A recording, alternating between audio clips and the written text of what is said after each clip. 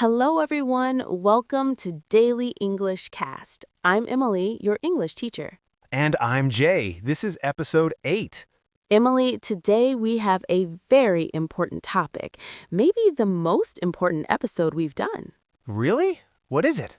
Today, we're learning English for emergencies, emergency situations, urgent situations. Oh, that is important.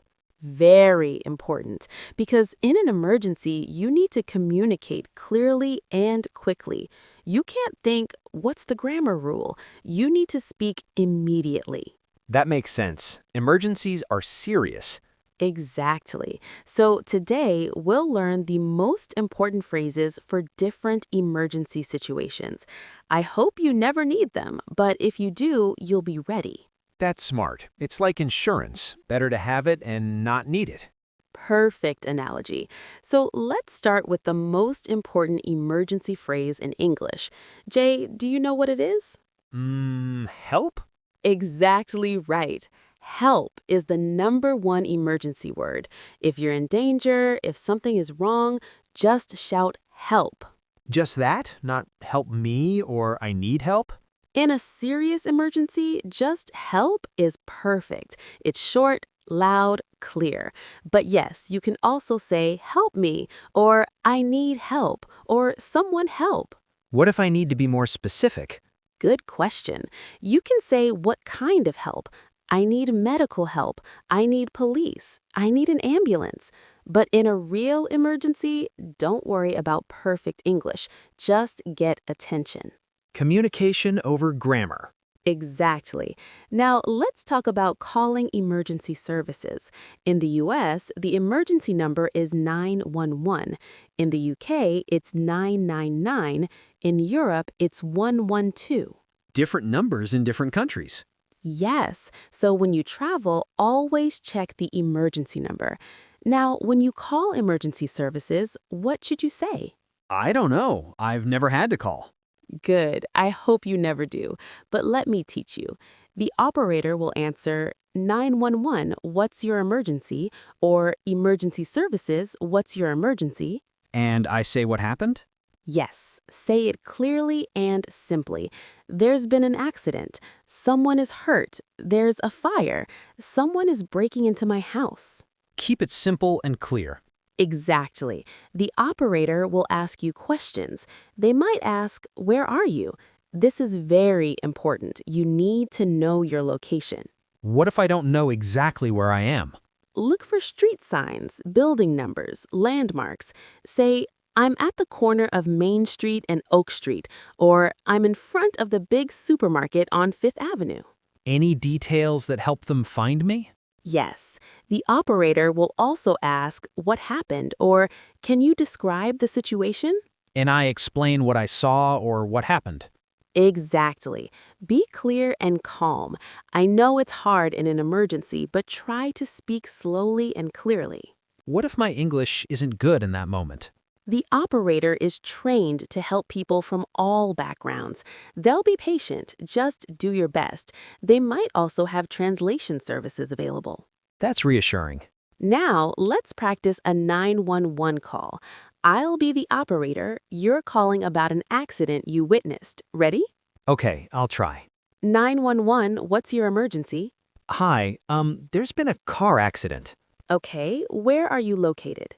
I'm on Highway 101 near the exit for downtown. Can you see any mile markers or exit numbers? Yes, I see exit 45. Good. How many vehicles are involved? 2 cars. They crashed into each other.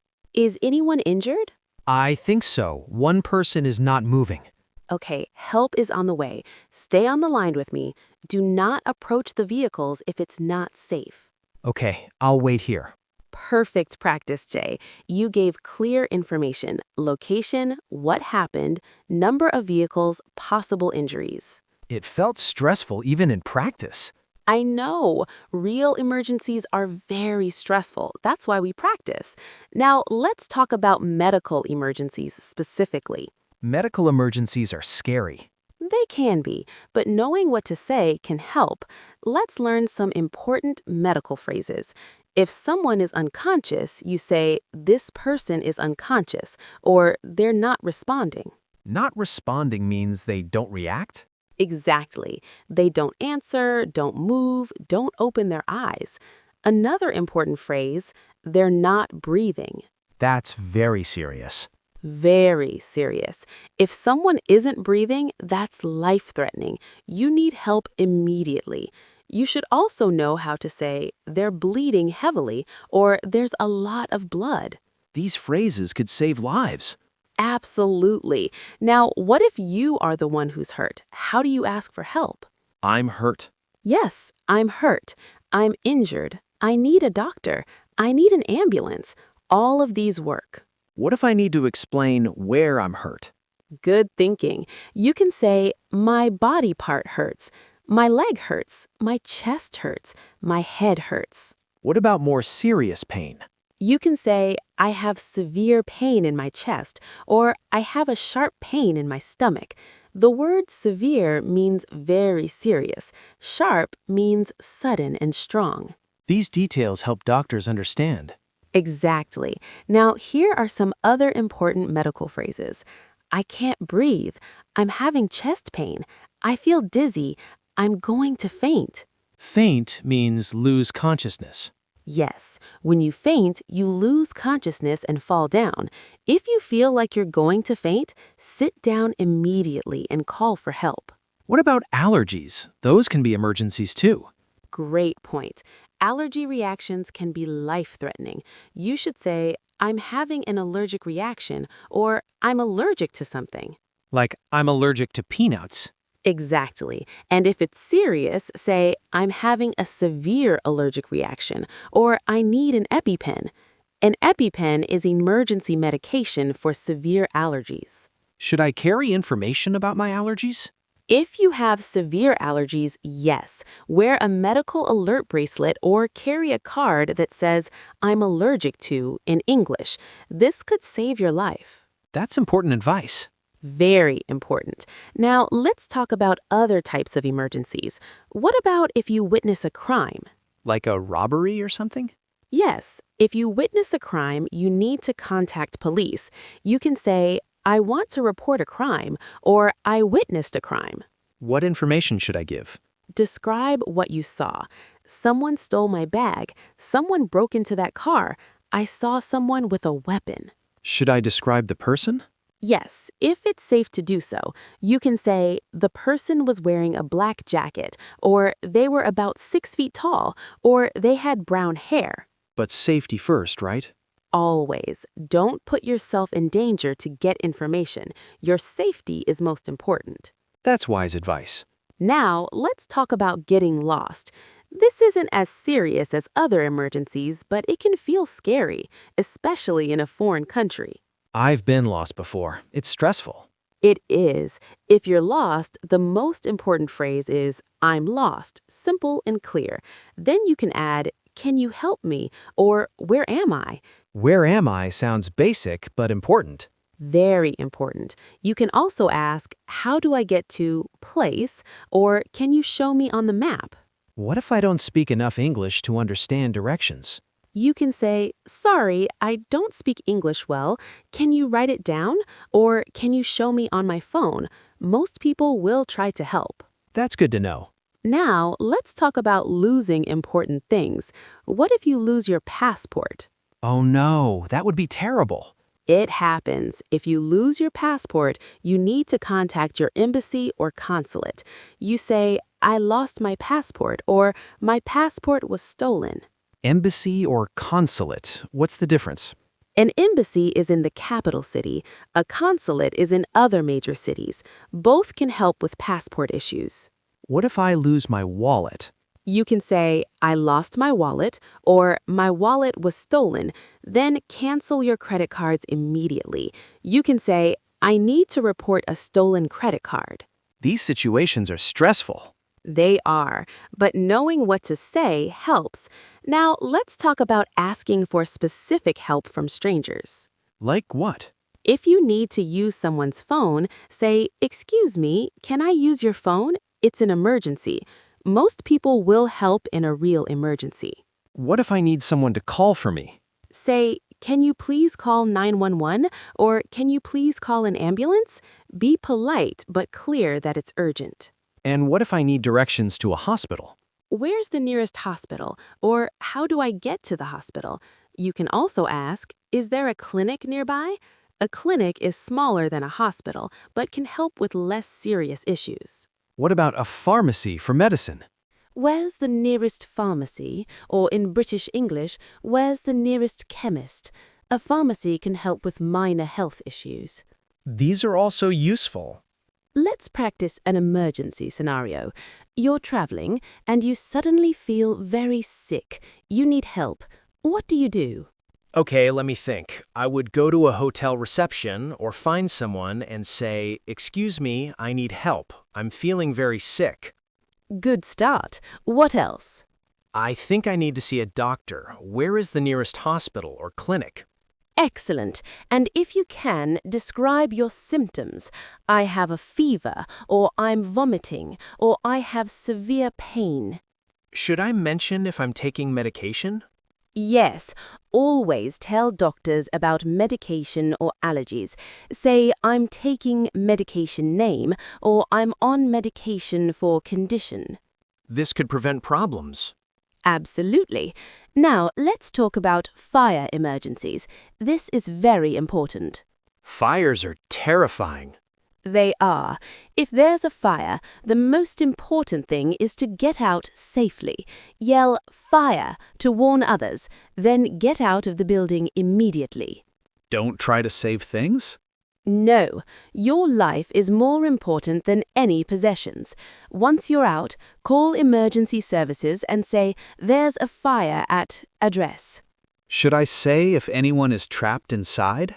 Yes, tell them, "Someone might still be inside," or "I think people are still in the building," but never go back in yourself. Let firefighters do their job. What if my clothes catch fire? Important safety tip. Stop, drop, and roll. Stop moving, drop to the ground, cover your face, and roll back and forth to put out the flames. I've heard of this. It's taught in schools because it works. If you see someone else on fire, you can yell "Stop, drop, and roll" to remind them. What about fire extinguishers? If there's a small fire and you know how to use a fire extinguisher, you can try. But if you're not sure, just get out. Safety first, always. Better safe than sorry. Exactly. Now, let's talk about natural disasters. These depend on where you are, but let's cover the basics. Like earthquakes? Yes, in an earthquake, get under a sturdy table or desk. Cover your head. Stay away from windows. The phrase is drop, cover, and hold on. What if I'm outside? Move away from buildings, power lines, and trees. Get to an open area. After the shaking stops, check for injuries and evacuate if necessary. What does evacuate mean? Evacuate means leave the area for safety. You might hear, "Please evacuate the building," or "Evacuation is mandatory." This means you must leave. What if there's a hurricane or tornado warning? Follow official instructions immediately. Go to a shelter if told to evacuate. If you can't evacuate, go to the lowest level of a sturdy building away from windows. These situations are scary. They are, but staying calm and following instructions saves lives. Now, let's talk about getting help when you don't speak much English. This is important for beginners. Very. If your English is limited, you can say, "I don't speak English well. I need help." Most people will try to find someone who speaks your language. What if I need a translator? Say, "Do you have a translator?" or "Does anyone speak your language?" In hospitals and emergency services, translators are often available. Can I use translation apps? Absolutely. But remember, in a true emergency, body language and simple words work too. Point to what hurts. Use gestures. Do whatever works to communicate. Communication by any means. Exactly. Now, here's something important. Emergency contact information. You should always have emergency contacts written down. Like family phone numbers. Yes, keep a card with important information, your name, emergency contact name and number, blood type, allergies, medications, medical conditions. In English? Yes, in English if you're in an English-speaking country. This helps emergency responders help you. That's really smart. It is. Also, put ICE in your phone contacts. ICE means in case of emergency. Emergency responders know to look for ICE contacts. I didn't know that. Many people don't. It's a simple way to help first responders reach your family quickly. I'll do that today. Good. Now, let's talk about hotel emergencies. If you're staying in a hotel and there's an emergency, what do you do? Call the front desk? Yes, hotel phones usually have a button for the front desk. Say, "This is room number. I need help. There's an emergency." What if I smell gas or smoke? Say, "I smell gas in my room," or "There's smoke in the hallway." Evacuate immediately if you smell smoke. Don't wait to see if it's serious. What about the fire alarm? If the fire alarm sounds, evacuate immediately. Don't think it's a false alarm. Don't stop to pack. Just leave with your room key and phone if possible. Where do I go? Hotels have evacuation maps on the back of doors. Look at them when you arrive. It shows emergency exits and meeting points. Should I check that when I arrive? Always. It takes 2 minutes and could save your life. Know where the nearest exit is, even if you never need it. That's good advice for travelers. Very good advice. Now, let's practice some emergency phrases. I'll say a situation, you tell me what to say. Ready? Ready. You see someone collapse on the street. Someone call 911. This person needs help. They're unconscious. Perfect. Next, you're in severe pain and need a doctor urgently. I need help. I have severe pain in my chest. I need an ambulance. Excellent. Next, you witness a car accident. Call 911. There's been an accident. 2 cars crashed. Great. Next, there's a fire in your building. Fire. Everyone get out. There's a fire. Perfect. You're doing great, Jay. These quick responses could save lives. Practicing helps me feel more confident. That's exactly why we practice. Now, before we finish, let's talk about what not to do in emergencies. There are things I shouldn't do? Yes. First, don't panic. Easier said than done, but try to stay calm. Panic makes stinking difficult. What else? Don't move an injured person unless they're in immediate danger. You could make injuries worse. Wait for professionals. That makes sense. Don't give food or water to someone who might need surgery. Don't remove objects stuck in wounds. Don't try to be a hero if you're not trained. Let professionals do their job. Exactly. Your job is to call for help and provide information. Let trained people handle the emergency. That's important to remember. Very important. Now, let's review the most critical phrases from today's episode. Yes, please. This was a lot of information. It was, but it's all important. Let's start with the basics. Help. I need help. Call 911. The essential emergency phrases. Exactly. For medical emergencies, someone is hurt. They're not breathing. I'm having chest pain. I need an ambulance. For injuries, I'm injured. My body part hurts. I have severe pain. Good. For crimes, I want to report a crime. Someone stole my item. I witnessed a crime. For being lost, I'm lost. Where am I? Can you help me? Perfect. For fires, fire. Get out. There's a fire at address. For asking strangers for help, excuse me, it's an emergency. Can I use your phone? Can you call 911? Excellent. And important phrases like, I don't speak English well, and I need a translator. These phrases could really help someone in trouble. They absolutely could. And remember, listeners, it's better to know these phrases and never need them than to need them and not know them. Like emergency insurance. Exactly. I hope all our listeners have safe, emergency-free lives, but if something happens, you're now prepared. Knowledge is power.